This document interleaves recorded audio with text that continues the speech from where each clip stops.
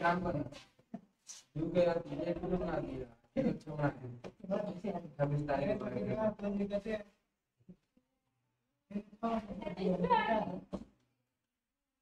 Video में देखिए 6 बना के देखो बाद में आ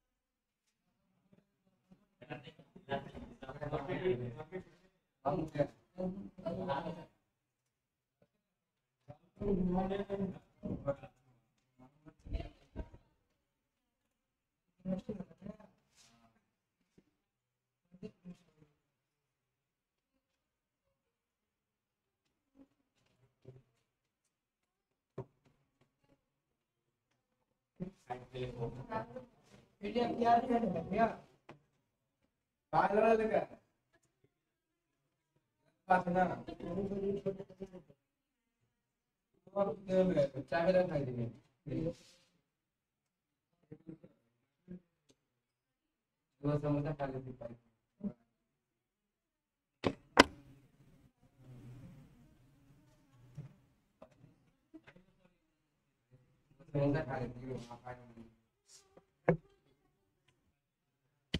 देखो लिखते सो आ जाता है, बताते तो जाता ही नहीं।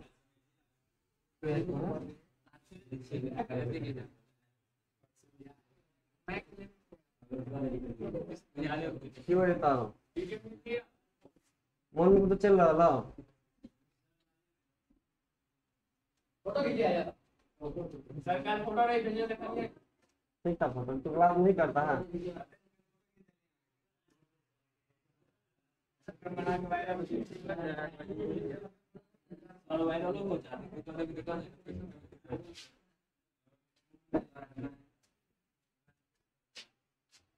ये बता दो ना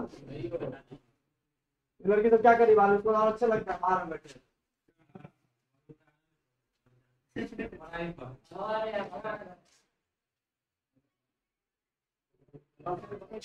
मारना ही देगा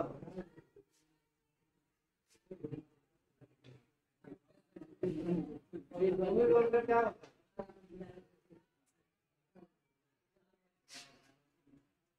आवाज आ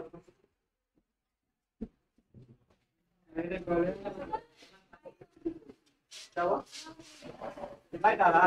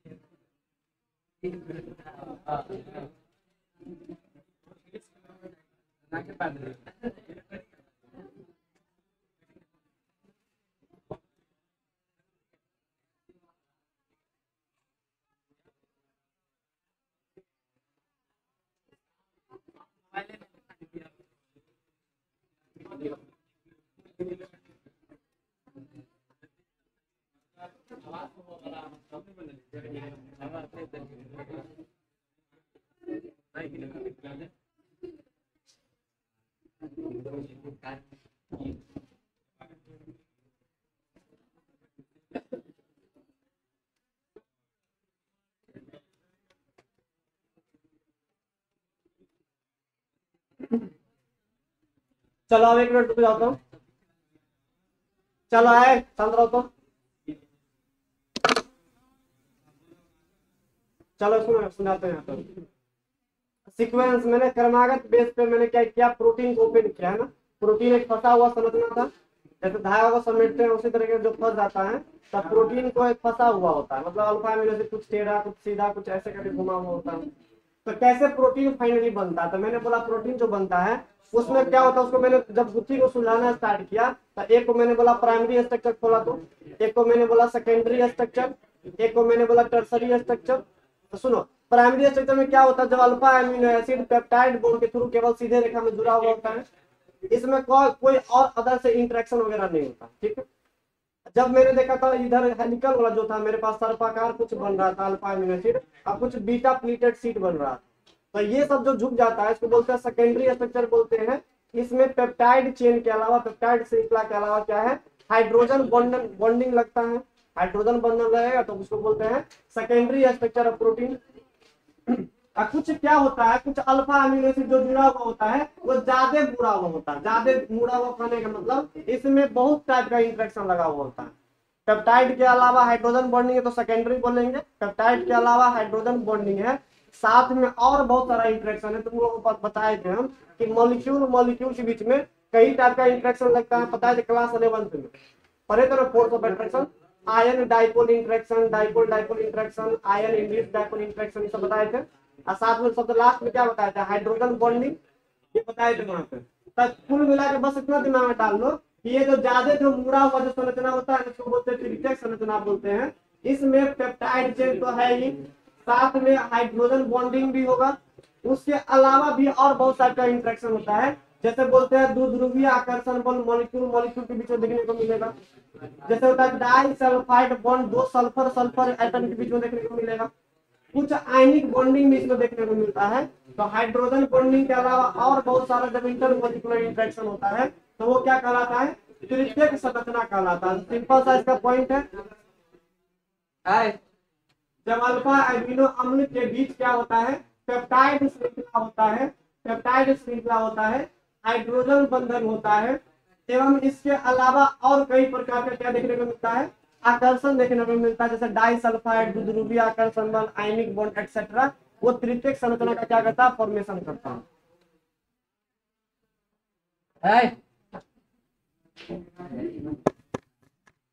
अब देखो बात करते हैं सबसे फाइनली चतुर्थ संरचना, जो फाइनली एक प्रोटीन का फॉर्मेशन करता है। सुनो, ये चतुर्थ संरचना क्या होता है, जिसे बोलते हैं क्वाटरनरी स्ट्रक्चर।